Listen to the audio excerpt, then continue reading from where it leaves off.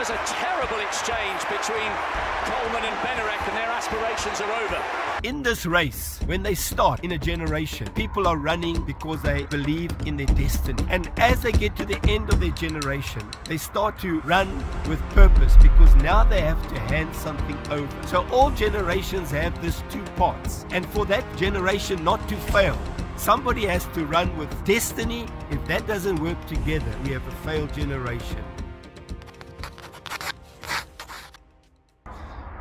Well, good morning and welcome this morning to Timeout. My name is Jack Vint. I trust that you're well. Now this morning, are you and I part of a failed generation? And what does a failed generation look like, you may ask? And how does it affect your life? Because it does. I'm going to show you something very interesting in a while, so don't go away. Now a generation is described in the Bible as between 20 and 30 years, probably more 30 years. And I always say that if you look at a generation, there are two parts. There's a part that when people start as a generation, they are running a race. And let's just use the analogy of running a race because we've just come out of the Olympics. And I want to just mention the 4x100 relay race where there's a baton. I just want to use that as a good analogy this morning. Now, in this race, when they start in a generation, people are running because they believe in their destiny. And as they get to the end of their generation, they start to run with purpose because now they have to hand something over. So all generations have these two parts. And for that generation not to fail, somebody has to run with destiny, and somebody has to hand something over to fulfill their purpose. And here lies the key, the secret. Now, before I go to the relay race in the Olympics, there is a scary scripture in Judges 2 verse 10 that says, "Another generation grew up, which did not know the Lord, neither did it know what God had done for Israel." Now you may say, why is that important? Well, this is a generation that came after the Joshua generation. Now the Joshua generation saw miracles. They served the Lord. It was Joshua who stood up and said, "As for me and my house and my children, we will serve the Lord." And he did. But after them came another generation. So somehow somebody failed to pass something on.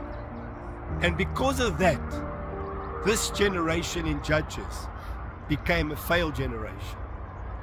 And so I believe there's always two parts. Somebody that has to run with destiny, and somebody that has to run with purpose and hand something over.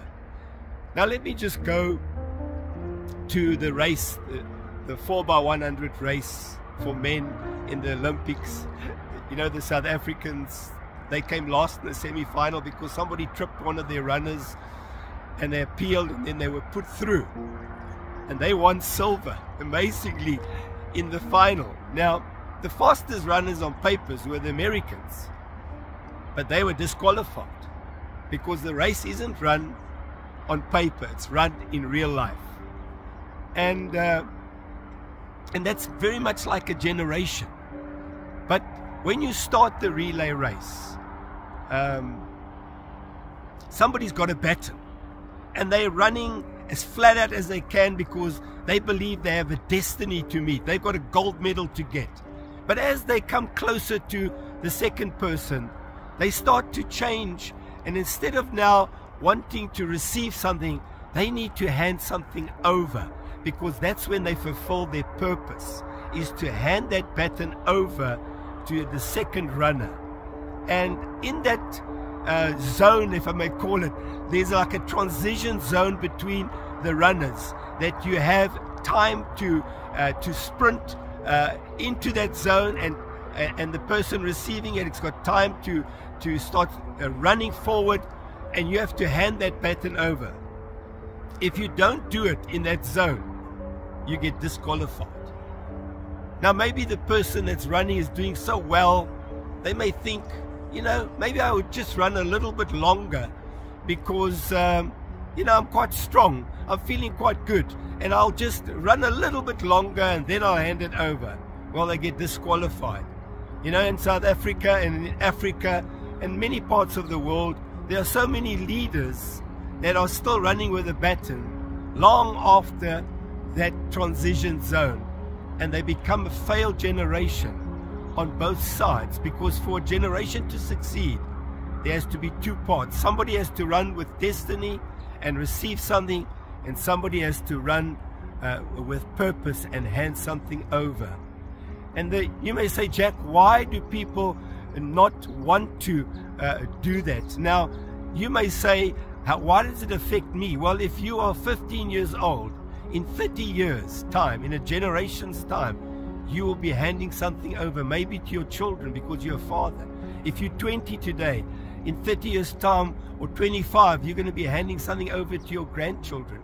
And if you're 30 or 35, you may be handing in 30 years' time something over in your organization, in your institution, in your family.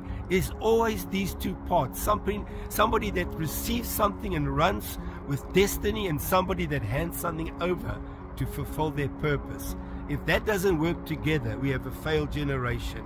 Now, coming back to the Olympics, the first reason why the person would run past the person they're supposed to give the baton to is just foolishness, and then they get disqualified.